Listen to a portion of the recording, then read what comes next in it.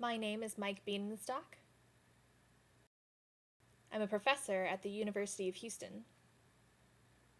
I'm here today to tell the story of Deaf Smith. The name sign for Deaf Smith is like the sign for soldier, so you sign Deaf Smith. Deaf Smith was born April 19th, 1787, in New York. When he was young, his family moved to Mississippi.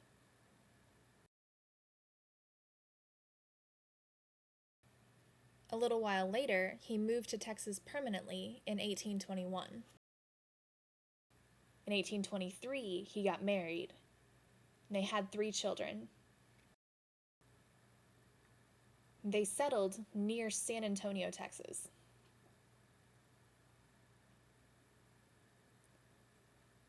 Deaf Smith himself was really not interested in the war with Mexico. But in 1835, he started to become involved with the Texas Revolution. He lived in San Antonio, but he wasn't actually involved with the Alamo. He was hired by Sam Houston, and he became his best top spy. He helped in many, many different battles.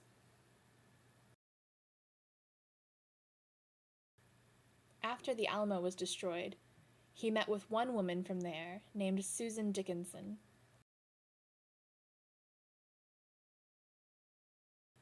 The Mexicans had decided not to kill her because she was a woman.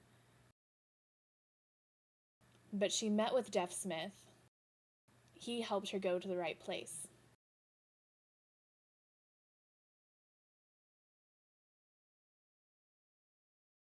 After he joined with Sam Houston, he was given many responsibilities. One time he had to bring a letter from Sam Houston to William Travis. Travis later died in the Alamo. Travis wrote about Deaf Smith, calling him the bravest of the brave.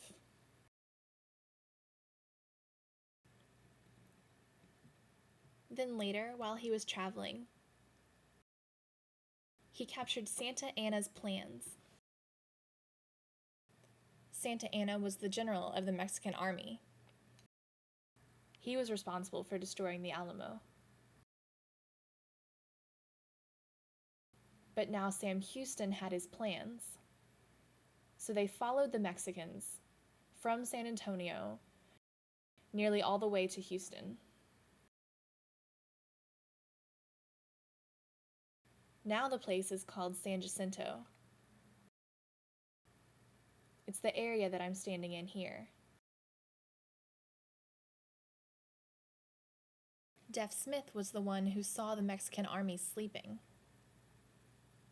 and a nearby bridge called Vincent's Bridge.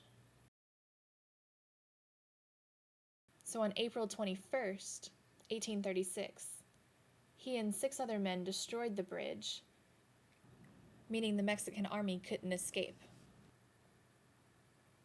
The battle itself only lasted 18 minutes, that's it.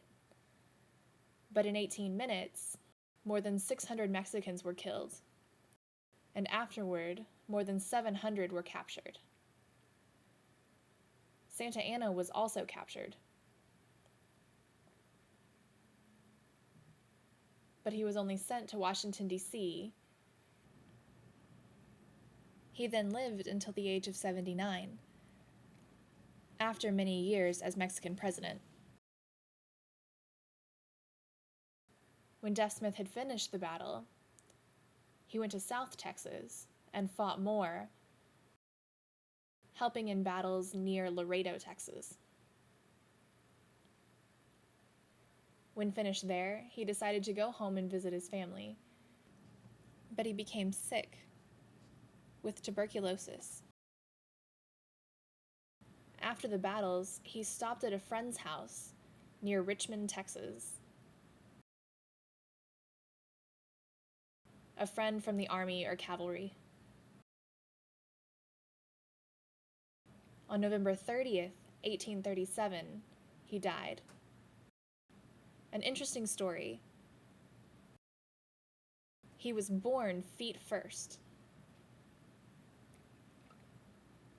So he decided to request to be buried feet first.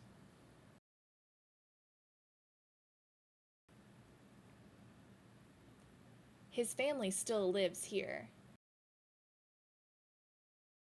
The government gave a lot of land to his family near San Antonio. He has one great-great-granddaughter who now works near Richmond.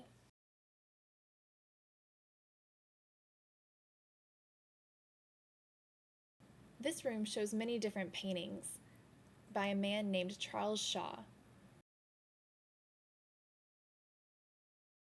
He studied and painted the history of the Battle of San Jacinto.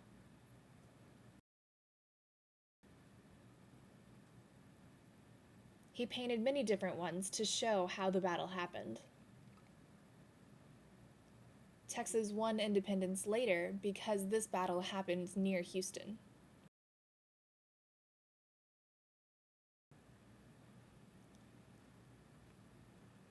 The picture you saw here is where Deaf Smith signed Deaf Smith.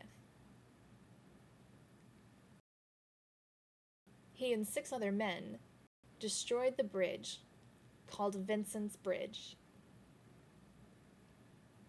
Why? It meant the Mexicans couldn't escape.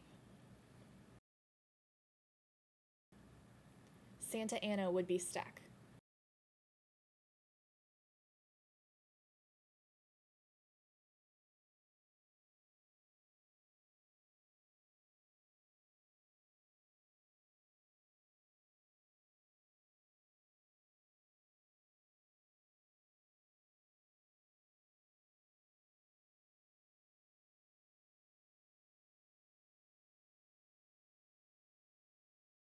Now we've driven about 30 miles from Houston, Texas, to a town called Richmond, Texas.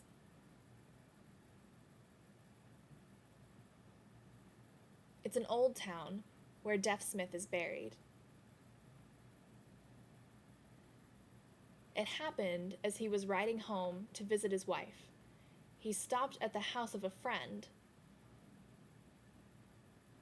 and that is where he died.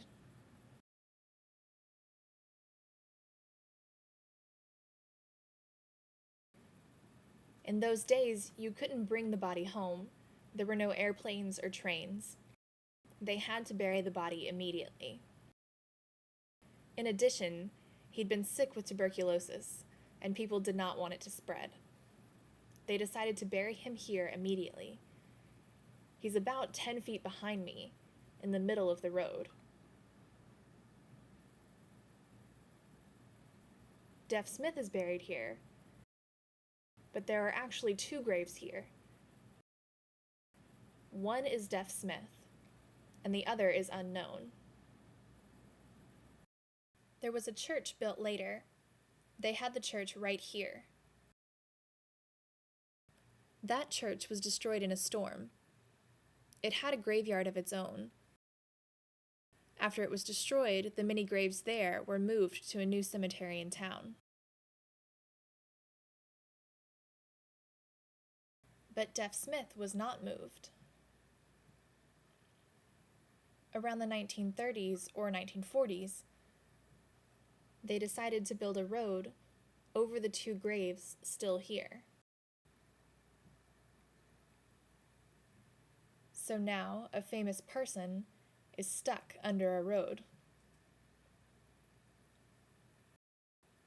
Hopefully, in the future, someone will get him out and move him to his rightful place in honor of this famous Texas man.